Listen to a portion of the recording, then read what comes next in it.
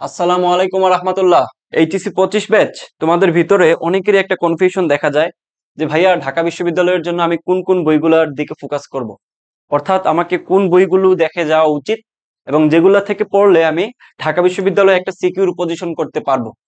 So confusion থাকাটা খুবই normal একটা ব্যাপার এবং অনেকেই আছে যে সঠিকভাবে ইউটিলাইজ না করে বিভিন্ন ধরনের বই পড়ে যায়, বাট যেটা থেকে কোয়েশ্চেন আসে এবং যেটা পড়া উচিত এবং যারা চান্স পায় যে বইগুলো পড়ে তুমি ওইগুলো পড়োই নাই, এরকম দেখা যায়। সো এই আফসোসটা যাতে না হয় এবং গাইডলাইনের অভাবে যাতে তোমার চান্সটা মিস না হয়, সেই লক্ষ্যে আজকে আমি তোমাদের জন্য সুন্দর মতো ওইগুলো লিখে রাখছি।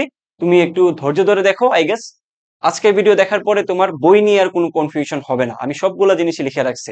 ওকে, আচ্ছা, প্রথমে দেখো যে ঢাকা বিশ্ববিদ্যালয়ের কোয়েশ্চেন ব্যাংক, এটা ম্যান্ডেটরি। এটা শুধু ঢাকা বিশ্ববিদ্যালয় না, যে কোনো বিশ্ববিদ্যালয়ে তুমি ভর্তি পরীক্ষায় বসতে চাও, তোমাকে এটা করাই লাগবে। তোমাকে অবশ্যই কোয়েশ্চেন প্যাটার্ন সম্পর্কে আইডিয়া রাখতে গেলে কোয়েশ্চেন ব্যাংকই তো তোমার লাগবে, তাই না?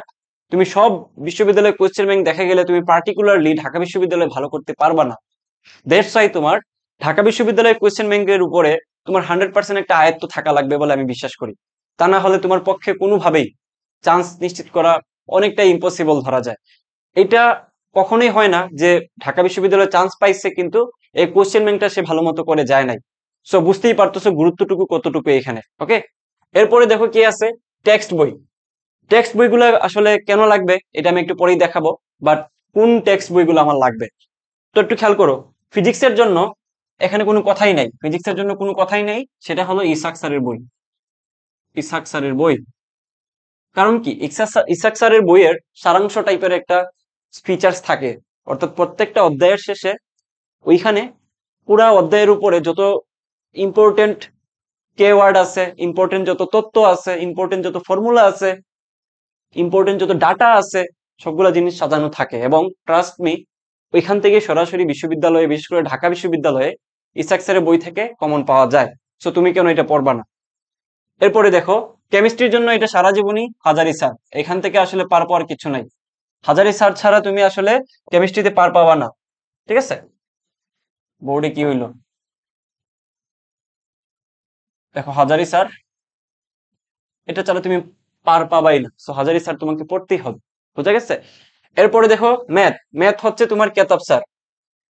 কেতাব স্যার, এখন থাকতে পারে অনেকে যে ভাই আমি তো আহ এসি আহমেদের বই পড়ছি, আমি তো হাজারি স্যারের বই পড়ি নাই। তো তাদের ক্ষেত্রে কি বলবো?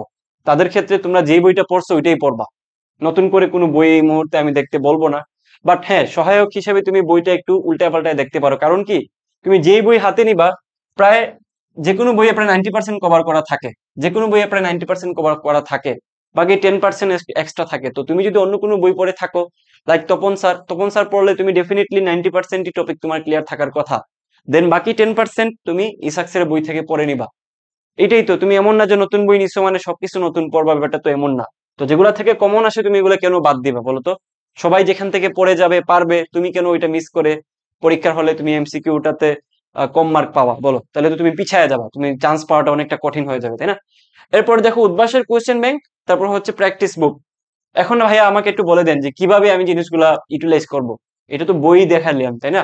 এখন এগুলাকে কিভাবে ইউটিলাইজ করা যায়, কোনটার পরে কোনটা পড়বো, কোন পদ্ধতিতে পড়বো, ওইটা একটু বাতলায় দেন। তো দেখো প্রথমত হচ্ছে তুমি এই যে প্রশ্ন ব্যাংক যেটা আছে, ডিইউ কোশ্চেন ব্যাংক, ওখান থেকে তুমি অ্যানালাইসিস করবা অ্যাটলিস্ট তুমি বিগত 10 বছরের কোয়েশ্চেন অ্যানালাইসিস করবা। তাহলে এটা করলে কি হবে জানো? অ্যানালাইসিস করলে তোমার ভিতরে একটা মানে অভিজ্ঞতা সৃষ্টি হবে, পরীক্ষা না দিয়েও এই কোয়েশ্চেন প্যাটার্ন সম্পর্কে। অর্থাৎ কোয়েশ্চেন প্যাটার্ন কেমন সেটা বুঝতে গেলে তোমার পরীক্ষার হলে বসা লাগে না। বিগত বছরের কোয়েশ্চেন যদি তুমি ভালো মতো আয়ত্ত করো, তাহলে তোমার একটা আইডিয়া হয়ে যাবে যে কোয়েশ্চেন প্যাটার্নটা কেমন, কোন ধাঁচের কোয়েশ্চেন আসে, কোথা থেকে কোয়েশ্চেন আসে। তুমি এতদিনে অ্যাটলিস্ট এটা বুঝতে পারতেছো যে কোয়েশ্চেন গুলা কোথা থেকে আসতেছে, তাই না? তুমি তো পড়ছো মোটামুটি, তাই না? তুমি তো একদম ফাঁকিবাজি করে আসো নাই, তারা একটু হলেও তো পড়ছো, তো তুমি বুঝবা কোন একটা কোয়েশ্চেন দেখা মাত্র যে আচ্ছা এটা তো ওই টপিক থেকে আসছে। সো ডেফিনেটলি তোমাকে ওই টপিক পড়তে হবে। ছাগলের মতো তুমি তো অন্য টপিক পড়ে যাবা না, তাই না? বিশাল বিশাল জিনিস আছে ইন্টার লাইফে। সো তুমি সবকিছু পড়ে যাইতে পারবা না, এটাই হচ্ছে তোমার বাস্তবতা। সো যেহেতু সবকিছু পড়তে পারবা না, তাহলে যেগুলো পড়তে হবে ওগুলা কোত্থেকে পড়বা, কোত্থেকে জানবা কি আসে না আসে? এই যে তোমাকে এই জিনিসটা করে তোমাকে জানতে হবে। তো যারা এই ব্যাপারটুকু করতে নারাজ যে ভাই নিজে নিজে প্রবলেম সলভিং করতে পারতেছি না, আপনি যদি বিগত বছরগুলো একটু অ্যানালাইসিস করে দিতেন, ভালো হয়। তাহলে সেক্ষেত্রে তুমি আমাদের শুধুমাত্র ডিউর যেই কোর্সটা আছে মাত্র 500 টাকা দাম, যেখানে আমরা কম্প্যাক্ট আকারে যেটা লাগবে ওইটাই পড়াচ্ছি। হ্যাঁ, যেটা লাগবে ওইটাই আমরা দিচ্ছি। ক্লাসগুলো অলরেডি একটা হয়ে গেছে, যে রুটিন আমরা অলরেডি পাবলিশ করে দিচ্ছি, 11 তারিখে একটা ক্লাস হয়ে গেছে। সো ক্লাসগুলো রেকর্ড থাকে, তুমিও ভর্তি হওয়া মাত্র এই রেকর্ড ক্লাসটা পেয়ে যাবা। ওকে, তো যেটা বলতেছিলাম, এখানে কিন্তু প্রায় 100+ স্টুডেন্ট ভর্তি হয়ে গেছে অলরেডি। সো তুমি যত দ্রুত ভর্তি হওয়া তত ভালো। ওকে, তো নিজে করতে পারো এই কাজটা। যদি আমাদের কোর্স থেকে করতে চাও সহায়ক হিসাবে, যেটা তুমি ক্লাস দেখা মাত্রই তোমার একটা অ্যানালাইসিস হয়ে যাবে 1 ঘন্টা বা 1.5 ঘন্টার ক্লাসে, যেটা তুমি নিজে করতে হবে না, তাহলে তুমি আমাদের কোর্সটা চুজ করতে পারো। বাট প্রেফারেবল হচ্ছে নিজে দেখাটা, নিজে দেখলে আরো ভালো। এরপরে দেখো টেক্সট বই।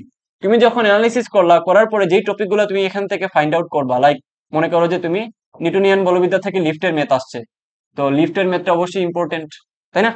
এটা তো বুঝে গেছো তুমি, কোথেকে বুঝছো? কোয়েশ্চেন ব্যাংক অ্যানালাইসিস করে। তো লিফটের ম্যাথটা তুমি অবশ্যই একটু মার্ক করবা।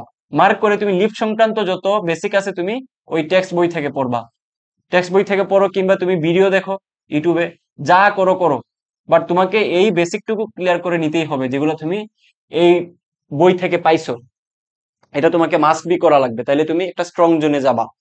এরপরে হচ্ছে কি, যে দেখো উদ্ভাসের ক কোশ্চেন ব্যাংক। তুমি যখন এই কোশ্চেন ব্যাংকটা ভালো মতো আয়ত্ত করলা, করার পরে তোমার জানা লাগবে যে অন্যান্য বিশ্ববিদ্যালয়ে কি টাইপের কোশ্চেন আসে। অবশ্যই জানা লাগবে, ঢাকা বিশ্ববিদ্যালয়ে কোশ্চেন শুধু সলভ করে গেলে হবে না, অন্যান্য বিশ্ববিদ্যালয়ের কোশ্চেন গুলা দেখতে হবে, যেগুলা থেকে বারবার বারবার কোশ্চেন রিপিট হয়। বিভিন্ন বিশ্ববিদ্যালয়ে সেম টাইপের কোশ্চেন বারবার চলে আসে। ঢাকা ইউনিভার্সিটির ক্ষেত্রে দেখবা বেশ কিছু কোশ্চেন তোমার জেইউ, আরইউ, সিইউ থেকে হুবহু কমন চলে আসে। সো তুমি কেন বাকি বিশ্ববিদ্যালয়ের প্রিভিলেজটা নিবা না? তুমি কেন বাকি বিশ্ববিদ্যালয়গুলো দেখবা না? এবং অবশ্যই অবশ্যই তোমার এটা আজ হোক কাল হোক দেখা লাগবে, তাই না? তুমি তো ঢাকা বিশ্ববিদ্যালয়ে যে একদম 100% চান্স পেয়ে যাবা, পাইলেও তুমি তোমার ভালো সাবজেক্ট পাবা, এটা তো এমন না, তাই না? তুমি বাকি বিশ্ববিদ্যালয়ে তো অবশ্যই পরীক্ষা দিবা। কেউ তো জানে না, নিশ্চিত না ভাগ্যটা যে কোথায় চান্স হবে। সো ডেফিনেটলি তুমি আগে থেকে যদি উদ্ভাসের কোয়েশ্চেন ব্যাংকটা কোয়েশ্চেন ব্যাংকটা একটু দেখে নাও, তাহলে ডাবি রাবি জাবি সহ সকল ইউনিভার্সিটি কোয়েশ্চেন তুমি পাবা। সিমিলার টাইপের জিনিস তুমি প্র্যাকটিস করে যাবা। এই কাজটা করার পরে হচ্ছে তুমি এই উদ্ভাসের কোয়েশ্চেন ব্যাংকটা অবশ্যই অবশ্যই দেখে যাবা, তাহলে তোমার জন্য বেটার হয়। যেটা আমাদের কোর্সেও আমরা করে দিছি, বিগত যতগুলো ইউনিভার্সিটিতে যত কোয়েশ্চেন আসছে সবগুলো আমরা সলভ করে দিছি কিন্তু, বুঝছো? একদম কোনো কিছু বাদ দিই আমরা। এরপর দেখো প্র্যাকটিস বুক। প্র্যাকটিস বুকটা কেন দরকার? তুমি যখন এই কাজগুলো করে ফেলবা, করার পরে তোমার মনে হবে একটা সময় পরে যে আমি তো সব পড়ে ফেলছি ভাই, আমি তো সব কোয়েশ্চেন সলভ করে ফেলছি, যেহেতু হাতে সময় আছে। তখন কি করবা? মাথায় রাখো কিন্তু এই কাজটুকু করার জন্য অনেকেই পুরো অ্যাডমিশন জার্নি পার করে দেয়, তাও ঠিকঠাক মতো করতে পারে না। অনেকে ভাবে যে আমি মনে হয় ঠিকঠাক মতো করে ফেলছি বা আমার শেষ, কিন্তু আসলে শেষ না। তোমাকে যদি আমি প্রশ্ন দিই ওই কোয়েশ্চেন ব্যাংক থেকেই পারবা না। তো মেক শিওর আগে যে তুমি ওই জিনিসগুলো আগে করে ফেলছো। এগুলা থেকে 100% যখন তোমার একটা ফিডব্যাক আসবে, দেন তুমি যাবা প্র্যাকটিস বুকে, যাদের অবশ্যই মানে এই কাজগুলো শেষ হয়ে যাবে, প্র্যাকটিস বুকে যাবা।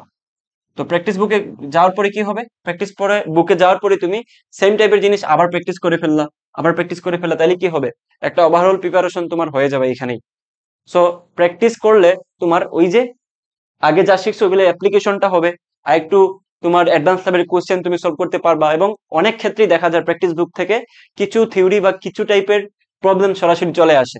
যেমন একটা প্রবলেম ছিল এরকম, কবে আসছিল জানি, যে এই যে একটা ভূমিতে তিনটা হচ্ছে তোমার তোমার কি বলা যায় বক্স বা বস্তু একটার সাথে একটা যুক্ত আছে, এবং দেখা গেছে যে এখানে একটা ফোর্স ক্রিয়েট করা হয়েছে, বলা হচ্ছে যে মাঝখানটার ক্ষেত্রে ত্বরণ কত হবে বা ফোর্স কত হবে, এই টাইপের একটা প্রবলেম।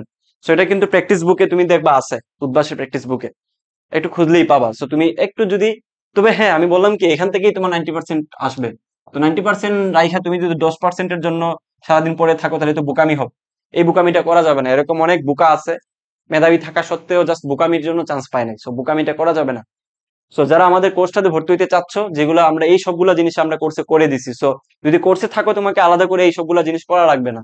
তুমি জাস্ট কোর্সের ক্লাসগুলো করবা, প্র্যাকটিস করবা স্লাইড থেকে, ওই স্লাইডটাই এনাফ তোমার জন্য। আমরা স্লাইড গুলাই একদম 70-80 পেজের স্লাইড, আমাদের প্রত্যেকটা ক্লাসের 80 পেজের স্লাইড, বুঝতে পারতেছো?